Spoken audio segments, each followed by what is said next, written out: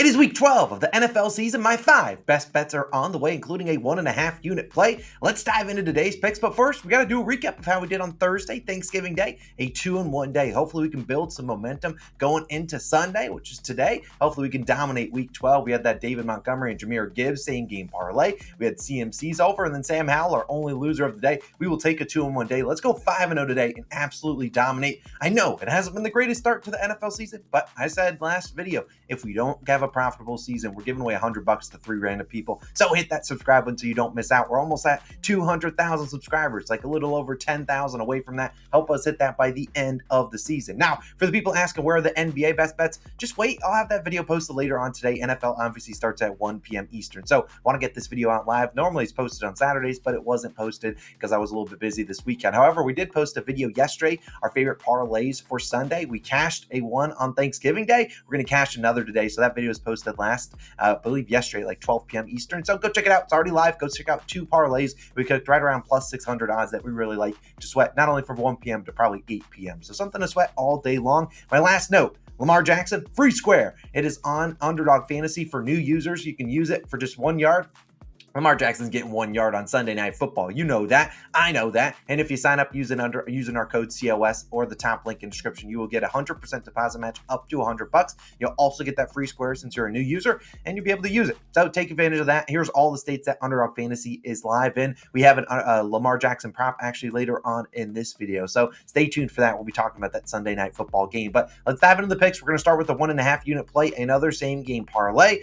Because we cashed out on Thanksgiving, let's do it once again pretty easily in this one. We're going to CJ Stroud and Evan Ingram. We're going to this big-time game between the Texans and Jaguars, a 2-leg same-game parlay. CJ Stroud's the first leg for 250-plus passing yards. The other one's Evan Ingram for 25-plus receiving yards. This is minus 120 on Bet365. I'm willing to put 1.5 units on it, and honestly, I would put 2 units if, we had a better track record this NFL season, but I don't want to risk 2 units and then get wronged and have that record go even farther into the south. But I really like this one. It's minus 122 on FanDuel. So you should get good odds there. DraftKings naturally doesn't really have the greatest odds for same game parlays, which is why you don't see me do a ton of them over there. But let's talk about Stroud, who's been really honestly insane this season. I mean, as a rookie QB, he just came in and looked awesome. And in 10 games this season, Stroud, 250 plus passing yards in 6 of them. So pretty decent hit rate. He does have 2 games where he ended with 249 and 242. So he's right there. And we've seen him dominating these last 3 weeks. And at home, Stroud, 300 plus passing yards in 4 or 5 games. So at home,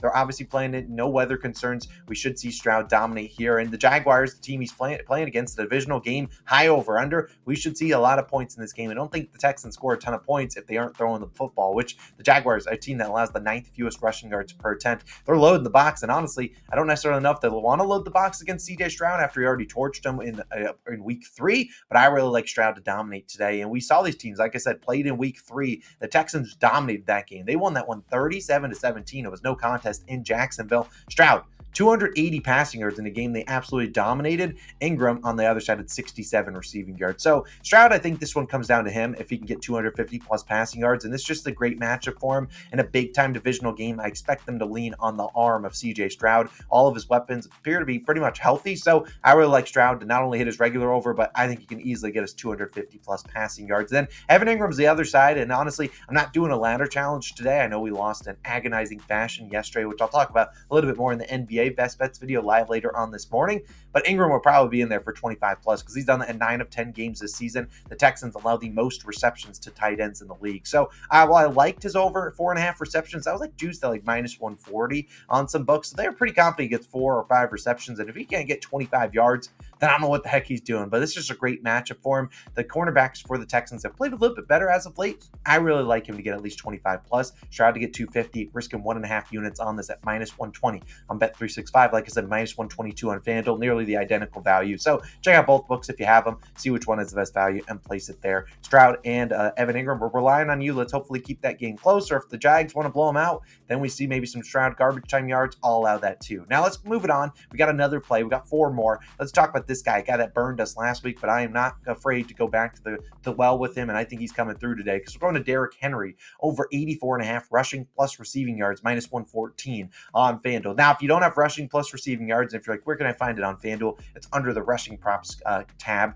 I think this is a great spot to back him for rushing yards, but sometimes you see Derrick Henry get a random screenplay and take it for 25, 30 yards, and that would make that much easier to cash this. So I'm willing to take the rushing plus receiving. He can maybe not get a ton of receiving yards, but that probably means that he's getting a lot of rushing yards, which is cool with me too. But Henry, like I said, burned us last week, but I'm going back to him as the Titans are home favorites here against the Panthers. And the Titans have stumped the last few weeks. When you see Henry not do anything, it's not necessarily his fault. It's mostly because his team are just stinking up the joint and they're getting blown out. But the Panthers coming into town on the road, rookie QB Bryce Young, I just don't trust the Panthers to blow out the Titans here. Heck, if the Titans are winning in this game, we should cash this one. And we've seen in 3 Titans wins this year, they only have 3 wins. It's been a bad season. Henry, 95, 133, and 122 rushing plus receiving yards. He's also a perfect 4 for 4 in home games, which is normally when they're most competitive. Technically, one of those home games was a game in London when they took on the Ravens, but he still got it done then. And look, after 2 straight dud weeks, his rushing attempts line set to 16.5.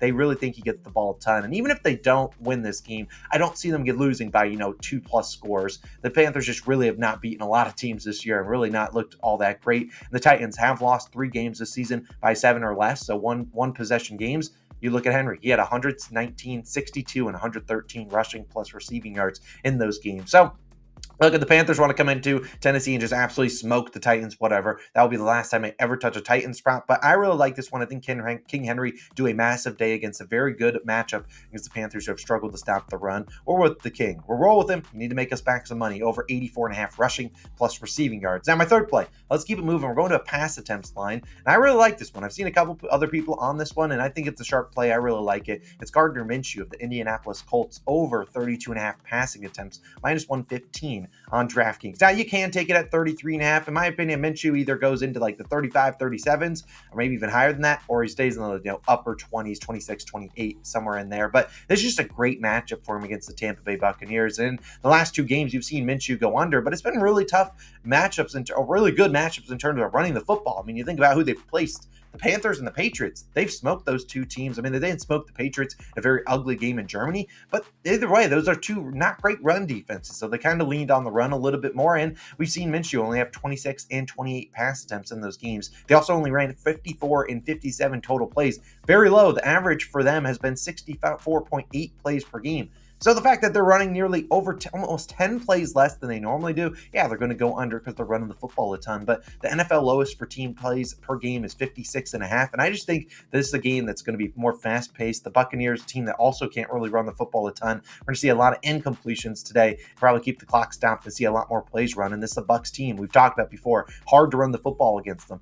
5th fewest rushing yards per attempt allowed in the NFL. This has led teams passing the football. You've seen 7 of the 10 QBs versus Tampa Bay have 37 plus pass attempts. Not just 33, which is what we need today. 37 or more. Teams are just throwing it a ton. The 3 QBs that went under, Justin Fields, Brock Purdy, Desmond Ridder. You think about Fields and Ridder, those 2 offenses want to run the football as much as they can. And Brock Purdy, obviously, if they can run the football, they will. And they had success with CMC last week. I don't see the Colts having a ton of success this week. So I really think they lean on the arm. If we do see the Colts get down in this game, which the Bucs are certainly capable of winning a game like this, we could see them throw even more. I really like Gardner Minshew, though. Give me his over 32.5 pass attempts. Don't mind his passing yards, but I'd rather take the attempts because I think they kind of go hand in hand. And maybe if it's an inefficient day, which certainly could happen for Minshew, well, I'll probably cash the attempts a little bit easier than the yards. So give me his over 32.5 pass attempts. Now, my 4th play is going to be a rush attempts line. It's for a guy that if he ain't get the ball today, man, I'm going to be pissed. And so I'm sure a lot of Atlanta Falcons fans will be pissed too because it's Bijan Robinson over 13.5 rushing attempts, minus 118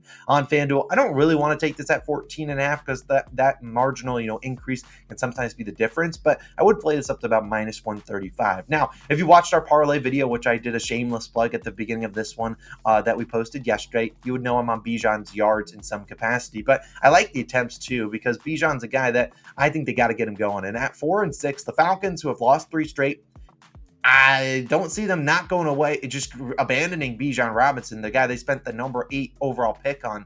And Arthur Smith, honestly, I'd argue he's kind of fighting for his job over these next 7 games. And I don't think the thing the Falcons ownership wants to see is Arthur Smith fighting for his job, losing games, and not using their best offensive weapons. So I think he gets plenty of attempts here today. It is a tougher matchup against the Saints, but we've seen in their last game, when it was right before their bye week, they finally said, fine, we're going to use Bijan, 22 rush attempts, 95 yards. He's just better than Tyler Algier. Look, I love you, Tyler Algier, but He's just better than you. And while I don't expect him to get 20 rush attempts this week, I expect 14 in what should be a close game and a divisional game against the New Orleans Saints. Sure, the Saints have a great rushing defense, and that hasn't been as great as of recently, but I also don't trust the Saints offense on the road. This is just a team that just has not notoriously stepped up a ton. They don't blow out a ton of teams either, and this is just a huge divisional game for the Falcons to try to keep this one close at home. And we saw last year, these two teams played very close games. The games were decided by 1 and 3 points. In those two games, led by Arthur Smith, Falcons 38 and 39 rushing attempts. If they even get into the 30s, I would be willing to bet Tyler Algier at least has at least Bijan Robinson has 14 of those rushing attempts. They just need to get it to him a little bit more. And in games that have been close at home, we've seen Bijan getting close to this line alone. And now that they probably should be unleashing him a little bit more, I think this is a smash spot. I'd play this for more than 1 unit if Arthur Smith didn't suck, but he does suck, and he's always weird with his rotations. I think Bijan has a masterful day. Give me his over 13.5 rush attempts. If the Falcons lead in this game, this one should hit pretty easily. I really like Bijan. Arthur Smith, don't do it, man. Get Tyler Algier, get Cordero Patterson out of the game. Give it to your best player. It's Bijan Robinson. Give me his over 13.5 rush attempts. Then my fifth and final play of the day will be that Lamar Jackson play I'm talking about. I'm taking his over 27.5 pass attempts, minus 125 on DraftKings. Now, I like this at 28.5. I liked his passing yards. I don't mind his passing plus rushing yards. I was trying to do a parlay of 200 passing yards and 25 rush yards, but that was way too juiced. So I'd rather just go to the pass attempts here. And why am I back in this? We'll talk about in 2 seconds, because if you look at Lamar Jackson's hit rate, DOT, why don't we take the under? Because he's under in 5 straight games. Now, it hasn't been an easy sweat-free under. He's had 27, 27, 26, 23, and 26 pass attempts. He's been right at this line 4 of those 5 games, and today's matchup against the Chargers is about as good of a passing matchup as you can get in the NFL. This is a team that just cannot stop opposing passing. They just can't stop the pass. We've seen teams exploit them week in, week out. And this is a Chargers team that we know their MO is trying to get a lead early and then choking that lead at the end of the game. That's what they do. They play a lot of close games, and I think they honestly could be leading this game at halftime. And if they are leading, we should see Lamar Jackson get it done easily. Heck, Lamar Jackson's had a ton of games this season where they're like score a touchdown on their first drive, then they get a pick 6 or something crazy, and they're already up 14-0, which is not great for passing attempts. But I think this is a game where we see them have to throw it. And why do we target against the Chargers? Well, because 9 of the 10 QBs that have faced them have thrown 30 plus times. We only need 28.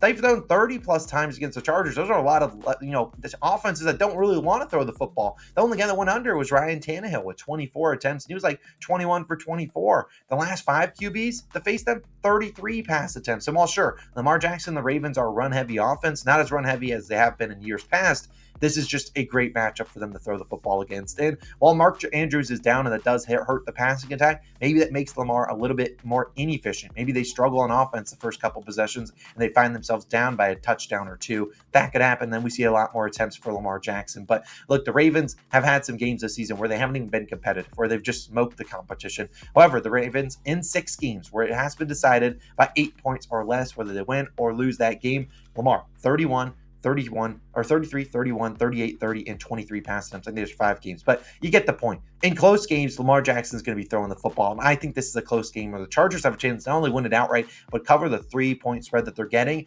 Look, we just need 28 pass attempts. It could be a terrible, inefficient day for Lamar, but I don't trust the Chargers at all. Their defense just stinks. They can't stop the pass. We just saw Jordan Love carve them up left and right, and Jordan Love looked good on Thanksgiving too, so Love's just been looking good, but the Chargers just cannot play defense recently. So I will take my chances with Lamar Jackson getting us 28 pass attempts. I know he's under in 5 straight.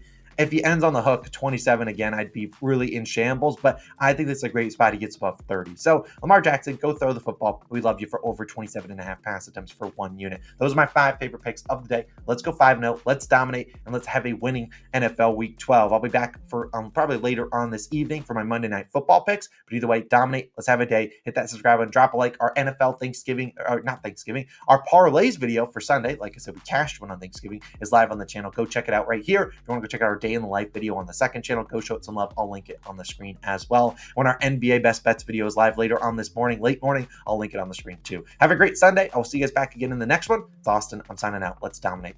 Peace.